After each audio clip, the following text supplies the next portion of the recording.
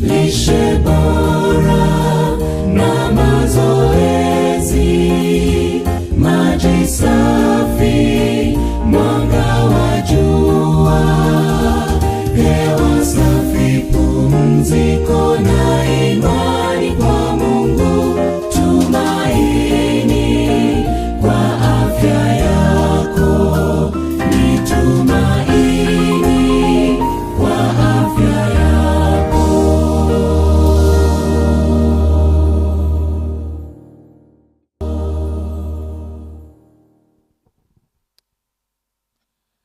Njombe Net Event 2026. Tumaini lenye baraka. Njombe Net Event 2026. Unaona baridi ya Njombe imeanza kuongezeka. Tunahitaji tusimame kidogo tunyooshe viungo kidogo. Lishe bora na mazoezi, maji safi, mwanga wa jua, hewa safi, pumziko na imani kwa Mungu, tumaini kwa afya yako. Lishe bora na mazoezi, maji safi, mwanga wa jua, hewa safi, pumziko na imani kwa Mungu, tumaini kwa afya yako. Ni tumaini kwa afya yako. Haleluya! Hebu tukae kwa amani. Sasa leo mbele yenu tumewaletea mada nzuri sana. Kwanza niulize, wangapi wanapenda utamu? Wanaopenda utamu? Naona wengi, kila mtu anapenda utamu. Haya, wanaopenda sukari? Asanteni kwa kuwa waaminifu. Yaani kama Yesu angekuwa anakuja leo, nyie ni wasema kweli, mna siti yenu mbinguni, msemo wa Pastor Bihene. Sasa siku ya leo tunajifunza kushinda uraibu wa sukari. Hebu mwambie mwenzako, ulikuwa unajua kwamba sukari inaleta uraibu? Wengi tulikuwa hatujui kwamba sukari inaleta nini? Uraibu. Sasa leo tutaichunguza sukari, tutaichambua juu mpaka chini, na tutachambua aina mbalimbali za sukari na namna ambavyo zinaweza kudhuru miili yetu. Sasa leo nina marafiki zangu hapa. Hawa ni marafiki zangu, nimewaalika kutoka shule ya Gilgal. Huyu anaitwa Miriam. Miriam, hebu wasalimie washiriki. Bwana Yesu asifiwe. Haya, anayefuata anaitwa Raymond. Raymond, wasalimie. Bwana ni mwema, watu wa Mungu, na wakati wote. Amina sana. Na huyu pembeni yao ni rafiki yangu, anaitwa Mwalimu Kinyunyu, ni mwalimu wa sayansi. Karibu, wasalimie.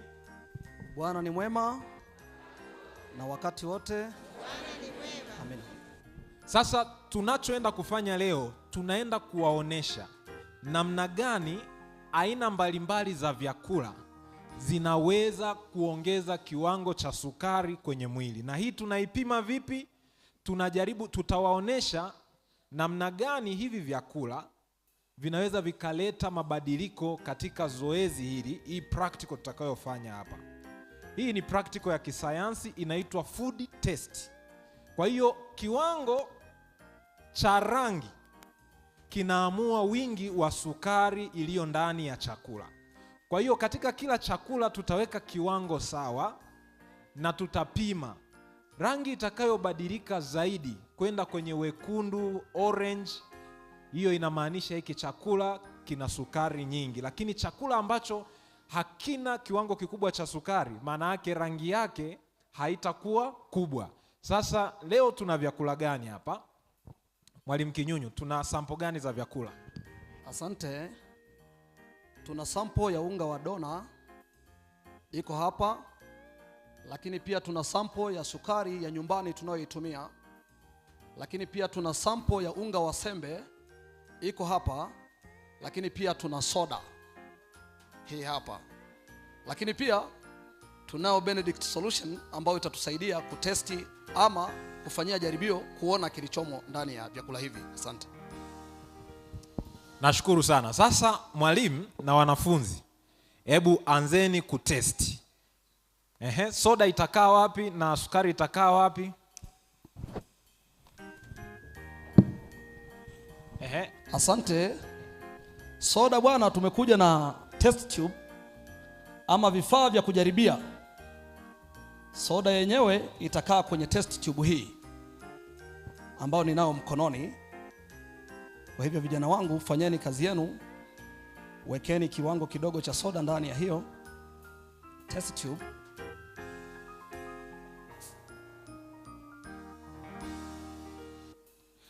Sawa. Sasa wakati wakiendelea, tuendelee kuelewa kuhusu sukari. Unajua, katika kitabu cha Mithali 25 fungu la 27, Biblia inasema usile asali nyingi kupita kiasi. Unajua, hii sukari tunayotumia leo imegunduliwa miaka ya 1600. Kiasi kwamba ninafikiria kama Biblia ingeandikwa miaka hiyo 1600, huenda tungeambiwa usile sukari nyingi kupita nini? Maana yake kabla hiyo miaka 1600, kitu kilichokuwa kinatumika kuongeza utamu kwenye vyakula kilikuwa ni asali.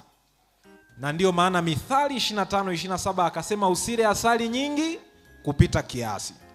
Sasa mwitikio wa ubongo wako unapokula vyakula vya kawaida, tuashumu labda ni maharage, ni ugali wa mtama, tuashumu labda ni mboga za majani, unapozitumia na ukawa unakula mara kwa mara kwa kurudia rudia bila kubadilisha, yani wewe leo ni ugali, maharage, mboga za majani kila siku, kiwango cha homoni inayoleta furaha huwa inapungua, dopamine inashuka, hata kama utaongeza kiwango cha hicho chakula. Kwa nini?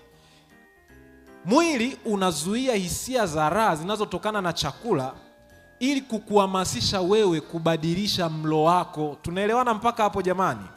Lengo ni nini? Mtu apate virutubisho kamili kutoka katika makundi aina mbalimbali ya chakula. Kwa hiyo huu ni ubunifu Mungu aliouweka, ili leo ule mtama, kesho ule uwele, kesho ule nafaka nyingine, ili mwili upate virutubisho vyote unayohitaji. Najua wakimaliza tutakuja kuangalia matokeo. Kwa hiyo endelea kusikiliza kwa makini. Sasa tofauti na vyakula vya kawaida, sukari inaleta majibu tofauti kwenye ubongo. Mwitikio wa ubongo kwa sukari tunaita kushauka. Yaani mwili unakuwa na shauku na hamu. Kwa hiyo sukari inapandisha kiwango cha dopamine, ile homoni inayoleta kufanya wewe ujisikie raha. Sasa ukiongeza kiwango cha sukari na ukaila mara kwa mara, tofauti na vyakula vingine vya kawaida ambapo dopamine hushuka, sukari huwa inaongeza kiwango cha nini? Cha dopamine. Kwa hiyo hisia za raha kutokana na sukari inaenda sambamba na kiwango cha sukari wapi? Mwilini. Matokeo yake ni nini? Mtu atatamani sukari zaidi na zaidi ili kujisikia raha, lakini kiwango alichotumia jana hakitamtosha, atatamani aongeze kiwango kingine zaidi ili kuweza kupata nini? Kupata raha ya sukari. Sasa kuna jaribio moja kubwa sana maarufu duniani la kisayansi lilifanywa na Dr. Serge Ahmed kule Marekani. Hii walichukua panya. Mnajua panya na binadamu kuna sifa nyingi kibiolojia tunafanana. Sasa hawa panya walianza kulevywa kwa cocaine. Yaani walipigwa cocaine, sindano za cocaine mpaka wakawa waraibu wa cocaine. Cocaine tunaielewa Wangapi wanaisikia cocaine? Tunajua cocaine ni nini? Ni dawa ya kulevya, si ndio?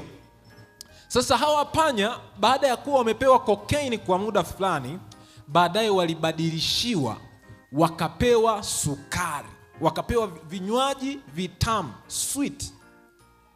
Wanasema baada ya muda 94% ya wale panya walihamia kwenye liquid sugar. Sijui tunaelewana jamani? Walihamia kwenye nini? Kwenye liquid sugar. Na baadaye walipojaribu kuongeza dozi ya cocaine ili kuona maybe tukiongeza dozi ya cocaine hawa panya wataacha sukari warudi kwenye cocaine, bado uchaguzi wa hawa panya haukubadilika. Waliendelea kutumia nini? Sukari.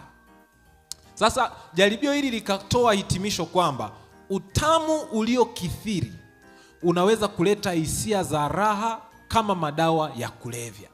Tuko mpaka hapo? Wangapi wamenielewa? Ndio maana nilianza kwa kuuliza wangapi wanapenda nini? Utamu. Kumbe inawezekana tumeisha jiingiza kwenye ulevi wa utamu bila kujua. Sasa kwenye ubongo kuna kitovu cha raha, hiki kinaitwa nucleus accumbens. Hilo jina hata ukilisahau usiwe na shida. Kumbuka tu kuna eneo kwenye ubongo linashughulika na nini? Na raha. Sasa kwa asili hili eneo huwa linaamshwa na mambo yafuatayo. Kwa asili, moja, hamu ya kula, hamu ya kufanya ngono na matendo ya kimwili ya kustarehesha. Lakini pia linaweza kuamshwa na ushindi au mafanikio fulani.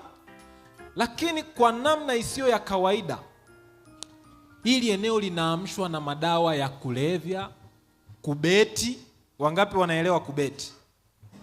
Ile michezo ya kamari inaamshwa na madawa ya kulevya na kamari. Sasa tofauti na zile mbinu za asili, hii madawa ya kulevya na kubeti huwa yanatengeneza njia ya mkato ya kufikia kwenye raha. Ukiangalia Mungu alivyoumba, hivi vitu vingine havipatikani kwa haraka haraka. Lazima kuna jitihada fulani mtu utafanyaje? Utaipitia ili kuvifikia. Hata kula tuliambiwa tutakula kwa nini? Kwa jasho. Maana yake reward au ile furaha huwa inapatikana baada ya matokeo ya kuhaso. Sasa haya madawa ya kulevya yana bypass ile system. Sasa unapo bypass hii system, badala ya kumfanya mtu kuwa na hali ya kawaida, unaanza kumharibu. Maana yake kwa kadri yanavyokuinua juu kwa haraka, ndivyo yanavyokushusha chini zaidi ya kiwango cha hali ya kawaida. Kwa hiyo ili urudi kwenye hali ya kawaida, utahitaji booster ya haya madawa ya kulevya. Ndio maana watu wanajikuta wameingia kwenye nini? Uraibu. Maana yake yanakunock out of control. Kwa hiyo unakuwa wewe si unayeamua, lakini ile hitaji, craving ya ile dawa inakupelekea huko. Sasa hali hii ndivyo ilivyo katika sukari. Sukari rahisi inapoingia mwilini inafanya kazi sawa sawa na madawa ya kulevya kwenye mfumo wako wa fahamu. Na huu ndio msingi wa uraibu wake. Mtumiaji wa sukari aliyezoea sana huwa anapoteza uwezo wa kujidhibiti na anakuwa mtumwa wa hamu na shauku ya kutumia nini jamani? Sukari. Sasa sukari rahisi imezagaa sana katika ulimwengu wetu wa leo. Food market, soko la vyakula limejaa sana na sukari rahisi. Mkate mweupe, keki, biskuti, hata tomato sauce zinawekewa sukari, ice cream, chocolate, soda, energy drink, jam, unga wa sembe, wali mweupe. Hivi ni vyakula ambavyo nimejaribu kuvipangilia hapo. Hivi ni vyakula ambavyo vina sukari yake ni rahisi, na inapoingia kwenye mwili inapatikana kwa haraka na kupandisha kile kiwango kikubwa cha sukari kwenye nini? Kwenye mwili. Na inakuwa mbaya inapokuwa katika mfumo wa kimiminika, kwa sababu mwili unakuwa hauna kazi angalau ya kumeng'enya, ili angalau kuwe na muda halafu iende taratibu. Ikiingia katika mfumo wa kimiminika inazama yote kama ilivyo. Sasa hatari zaidi ni ipi? Kuna watu wanaenda chuoni kusomea food engineering. Lengo ni nini? Wana test ladha kwenye maabara na response ya mwili wa mwanadamu. Ule mchanganyiko unaoweza kuamsha kiwango kikubwa cha dopamine, maana hizi zote ni hormone na zinaweza zikapimwa. Hiyo ndio inakuwa approved kwa ajili ya nini? Kwa ajili ya soko. Ndio maana hata unaambiwa kuna soda zilipitia majaribio kadhaa, kwa sababu inatafutwa ladha ladha inayoweza kuexcite kiwango kikubwa cha dopamine na kumfanya mtu awe mraibu. Sasa combination ya hatari zaidi ni nini? Combination ya mafuta na sukari. Hii ni hatari zaidi kwa sababu hivi vitu vyote viwili vinaleta addiction. Hii tunaiona wapi? Vitu kama biskuti. Mimi nilikuwa sijui biskuti zinavyotengenezwa mpaka mwaka jana. Kuna mtu mmoja alikuwa anafanya kuoka biskuti, nikafuatilia. Kumbe biskuti mnavyoiona vile imeshikana, imegandamana, ule unga huwa ni mafuta alafu na sukari na unga. Yaani ni ngano inachanganywa na mafuta mazito kama Blue Band hivi, alafu inachanganywa na sukari, alafu inaokwa. Ndio ukiuma vile unasikia raha, lakini biskuti ni mafuta na nini? Na sukari. Hatari nyingine ni sukari iliyo katika mfumo wa kimiminika, liquid sugar. Alafu nyingine ni muunganiko wa sukari na caffeine. Caffeine inapatikana kwenye energy drink kwa kiwango kikubwa, lakini inapatikana pia kwenye vinywaji kama kahawa. Sasa hivi vikiunganishwa vinafanya hatari iwe mbaya mara mbili zaidi. Sasa issue ni nini? Watu wanageuka kuwa mtaji wa kibiashara. Yaani ule uraibu ni uhakika wa flow ya mapato kwa biashara hizi kubwa. Na wakati nikiwa nimepewa zoezi la kuandaa presentation chuoni ya namna ya kukabiliana na magonjwa yasiyoambukizwa na profesa wangu enzi hizo, namkumbuka, anaitwa Profesa Bruno Sunguya, yuko pale Muhimbili, alinipa kazi, na moja ya resources alizonipa kuandalia ile presentation ilikuwa ni vikao ambavyo vilikuwa vimekaa kujadili namna ya kupunguza hatari za haya magonjwa, kupia kisukari, pressure, magonjwa ya moyo. Moja ya mapendekezo ilikuwa ni kuongeza bei ya bidhaa za sukari na kupiga marufuku uuzwaji wake. Lakini kwa nini inashindikana? Kwa sababu hizi ni biashara kubwa. We mwenyewe tafakari tu, wale unaowasikia ni matajiri wakubwa, matajiri wakubwa hata hapa nchini, kila mmoja utamkuta lazima awe amewekeza kwenye hii industry. Kwa sababu gani? Kwa sababu uhakika wa fedha upo. Ukiisha akili yako ikiisha kuwa na uraibu wa sukari, wewe utakuwa mteja wa kila siku. Kwa hiyo watatengeneza fedha nyingi. Sasa hawa wenye nguvu ya fedha ndio ambao pia wanaweza kwa nguvu ya fedha wakaathiri hata maamuzi ya sera. Sijui tunaelewana? Bahati nzuri mimi ni mtu wa public health. Nimesoma pia policy development. Kuna swala inaitwa lobbying, ushawishi. Fedha inaweza ikatumika kushawishi pia na kubadilisha nini? Maelekezo na maamuzi. Kwa hiyo kinachobaki chenye usalama ni uchaguzi wa mtu mwenyewe, ili kujinasua na huu mtego ambao unaleta shida namna hii. Mwalimu, labda kabla sijaendelea na sehemu iliyobaki, kwanza zoezi practical yetu inaendeleaje? Tunashukuru Mungu, inaendelea kutuonesha vitu vizuri. Ndio? Ndio. Mpaka sasa ninaona hapo kuna chupa tayari zimetestiwa. Tayari. Labda unaweza ukatushikia moja. Hiyo ya kwanza ni nini? Hii ni soda, doctor. Hiyo ni soda. Ndio. Hiyo imeisha kuwa na rangi gani? Hii tayari ni brick red. Brick red, si ndio? Na maana yake kwa sababu solution uliyotumia ni iko wapi?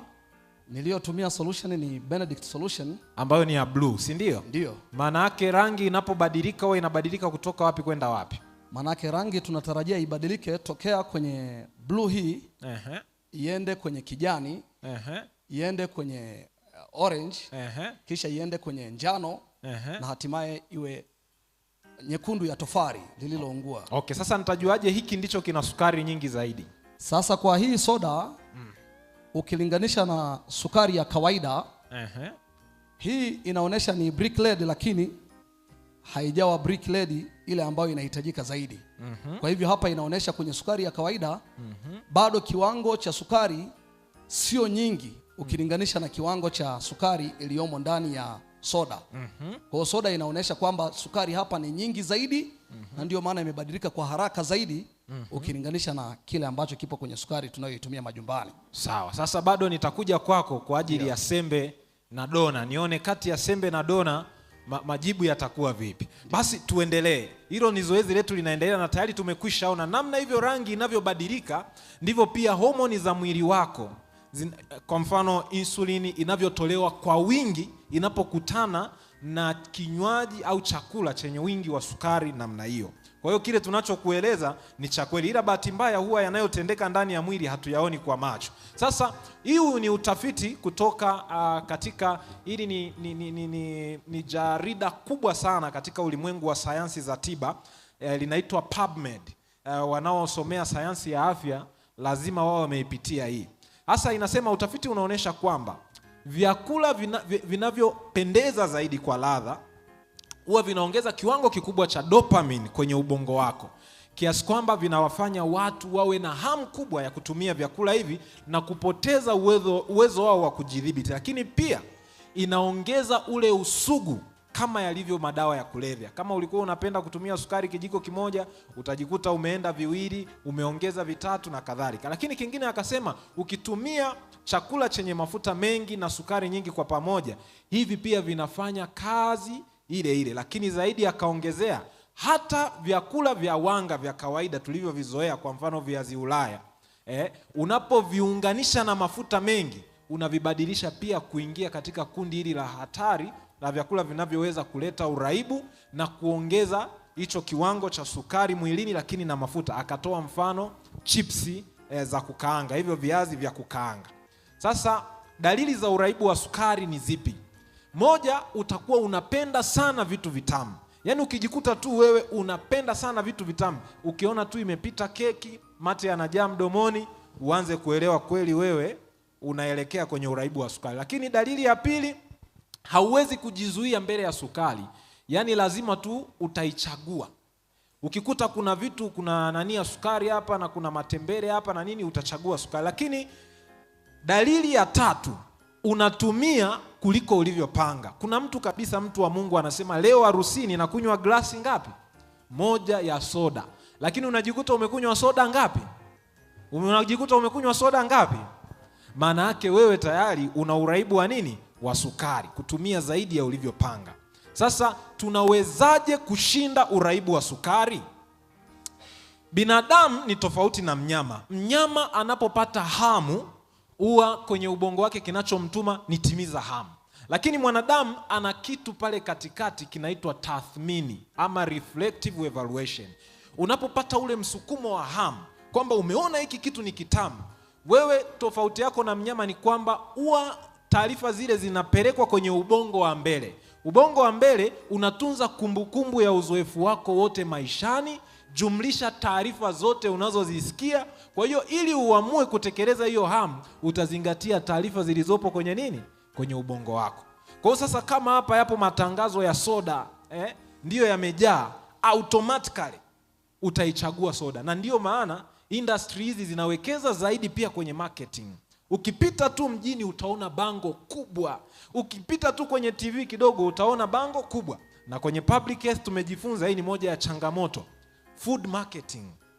Kwa hiyo wanatumia ubongo wako wa mbele kuathiri uwezo wako wa kuamua kuchagua kilicho chema. Sasa ili uweze, lazima ufanye mkakati wa kimakusudi wa kukabiliana na taarifa ambazo zimeingia ndani ya ubongo wako bila wewe kufanya nini? Bila kutaka. Kwa hiyo ili uweze kufanya tathmini nzuri, tathmini hii ndiyo itakusaidia wewe kukubali kutimiza hiyo hamu, kuzuia kiasi ama kukataa kabisa kutimiza hiyo hamu. Sasa hapa ndipo tunapata jibu kwa nini watoto wanalilia vitu vitamu. Craving. Kwa nini watoto wana craving na vitu vitamu? Unajua mtoto mdogo ni mjinga bado. Akili anazo ndogo, lakini bado ni nani? Anahitaji kuelimishwa. Ubongo wake wa mbele hauna taarifa nyingi za kumsaidia kuhusianisha vitu. Bado anahitaji mwongozo. Kwa hiyo watoto wao wakishaingia kwenye sukari, shida ni kwamba ile dopamine itakuwa inawasukuma. Kwa hiyo ukitaka kumnyima ni kama unafanya nini? Unamtesa. Lakini shida ni nini? Ubongo wake bado haujaweza kufanya tathmini. Sasa hii ni kazi yako wewe mzazi kuwajengea huo uwezo, lakini pia na kupunguza uwezo wao wa kufikia vitu hivi vyenye utamu kama pipi, jojo, na vimeundwa kwa ajili ya watoto. Na bahati mbaya ni kwamba vinaharibu ubongo mapema. Uwezo wa watoto hawa kuvumilia pia unapungua, na tafiti moja ilifanyika Uingereza ikasema watoto hawa pia wao wanakosa utulivu.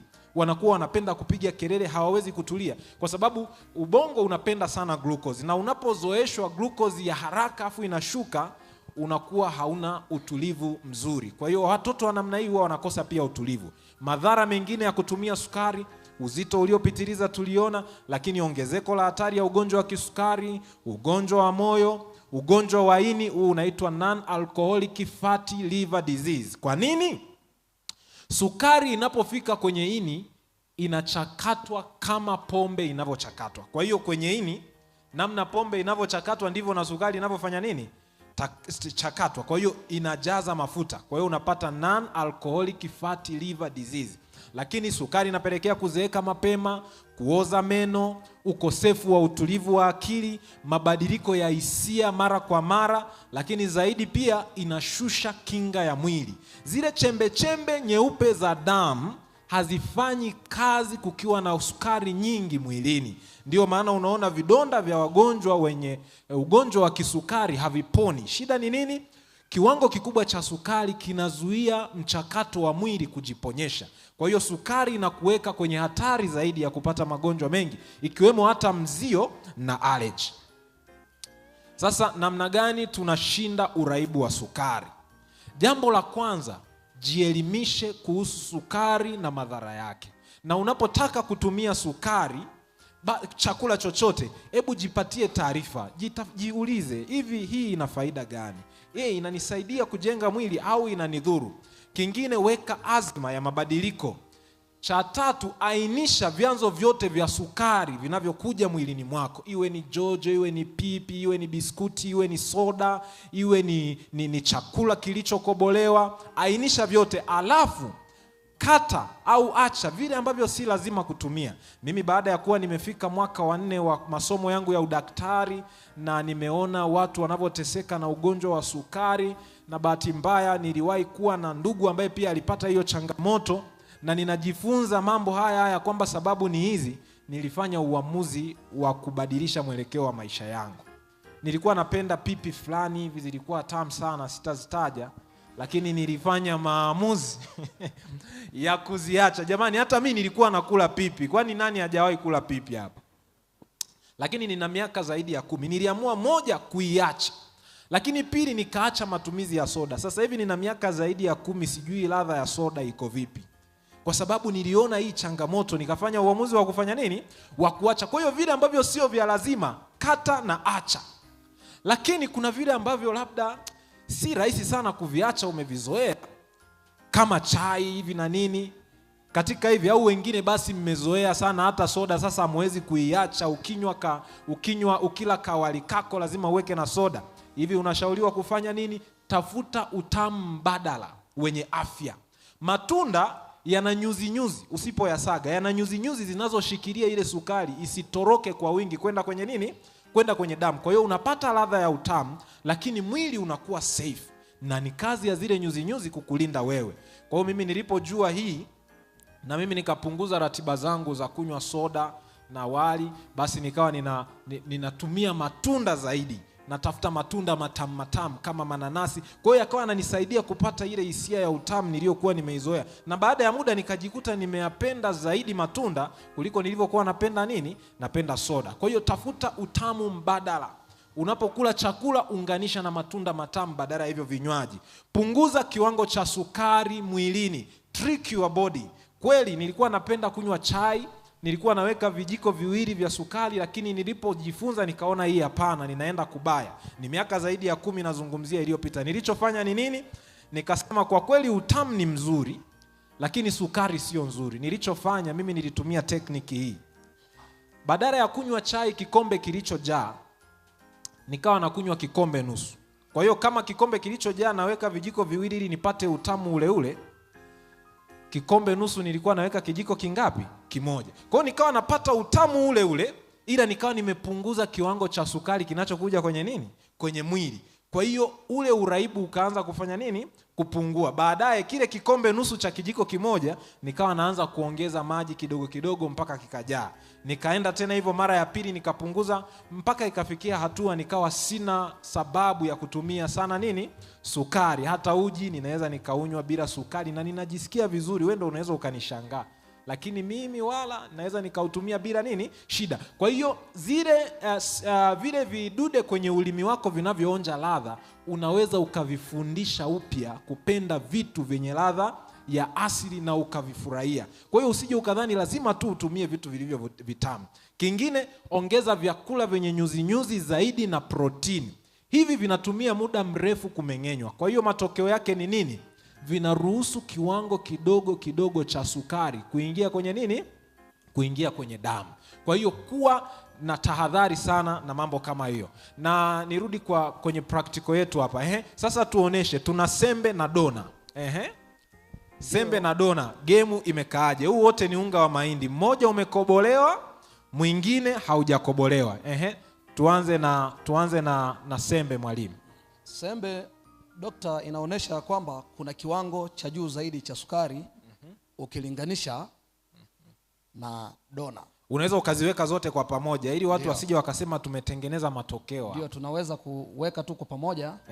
Ziunganishe, zinyanyue zote mbili ili watu waweze kulinganisha kabisa. Hiyo ya kulia. Hizi hapa. Ya kulia bila shaka ndio kushoto kwako, kulia kwangu, kushoto kwako. Hii ndio sembe. Ya kushoto kwako ambapo ndio kulia kwangu, ya kulia kwako ambao ndio kushoto kwangu, hii ndio dona. Kwa hivyo kwa sababu blue solution au blue color ya Benedict solution hii ime retain kwa kiwango kikubwa zaidi, hii inaonesha ya kwamba kwenye dona hakuna sukari nyingi. Kwa hivyo kitaalamu tunashauriwa zaidi tuile hii dona kwa sababu sukari sio nyingi. Yaani maana yake ni kwamba kwa kiwango sawa cha dona na sembe, si rahisi mwili kupandisha sukari kutoka kwenye nini? Kwenye dona. Zile chembe zilizopo kwenye dona, kwenye kile kiini, zina compete. Kwa hiyo unakuwa una vitu ambavyo vinazuia sukari kufanya nini? Kupenya kwa haraka. Ndio maana hata kwenye hii practical unaona bado kuna kiwango hakijafanya nini? Hakija react. Na reaction pia inakuwa ya taratibu kama ambavyo mwalimu ametuonesha. Hebu sasa tuoneshe zote. Tuanze na dona. Dona ni hii hapa. Haya jamani, tumeiona. Haya, twende inayofuata. Hii hapa ndio sembe yenyewe. Haya, sembe tumeiona imeanza kubadilika rangi kwenda kwenye kama njano hivi, imeanza kubadilika rangi. Lakini pia tunayo sukari yenyewe tunayoitumia majumbani. Tumeona sukari ilikofika. Haya, kinachofuata na mwisho tunayo hii sasa ya soda yenyewe. Hiyo ni soda. Tumeona watu wa Mungu. Tumeona hapo tumetumia kiwango sawa. Tuna vidude pale vya kupimia. Mwalimu aoneshe pia vidude ulivyokuwa unapimia. Nilikuwa napima hivi vijiko. Vidogo nilikuwa nikichota kidogo tu idadi ya vijiko vitatu. Kwenye hii. Ndio. Upande huu. Na kiwango cha solution pia naona hiyo ni bika na ina namba hapo. Kiwango cha solution tulikuwa tunaweka kiasi kidogo tu kilichokuwa kikihitajika, ili mradi tu itani color iwe blue, tuanze kama set point ya kuanzia kufanyia majaribio yetu. Kwa hiyo kinachofanyika hapa, wale wataalamu mnaelewa, in vivo na in vitro. Yaani kuna majaribio yanayofanyika nje ya mwili na yanayofanyika ndani ya nini? Sasa hili tumelifanya nje ya nini? Sasa kwa sababu macho yako hayawezi kuona vinavyoendelea ndani, sasa mimi daktari ndo nakupa taarifa mapema kwamba kwa kila unachochagua kwenye hivyo ndivyo ujue namna unavyopata madhara na kuathiri mwili wako zaidi. Ninadhani tuna sababu ya kubadilisha maisha yetu. Mwalimu, asante sana.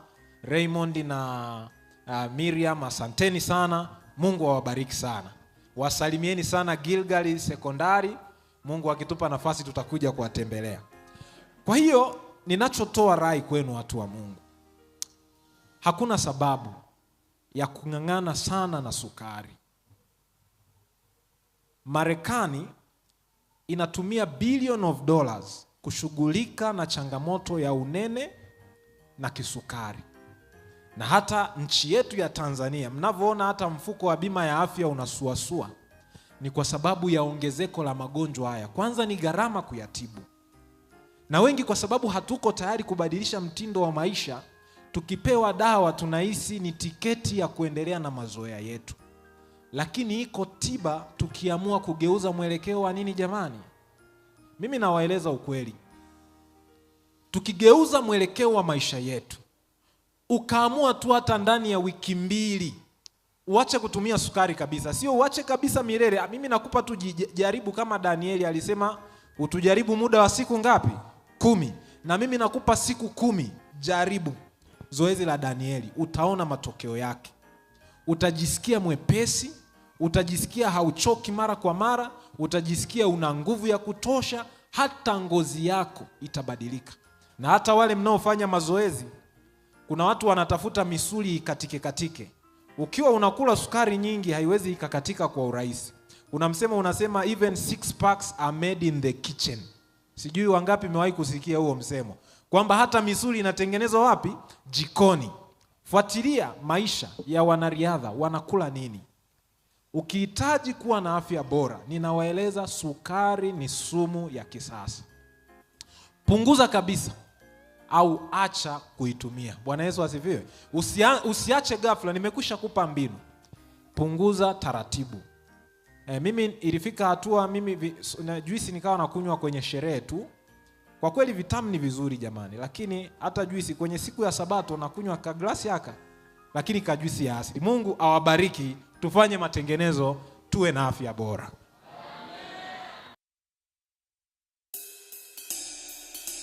Lishe bora.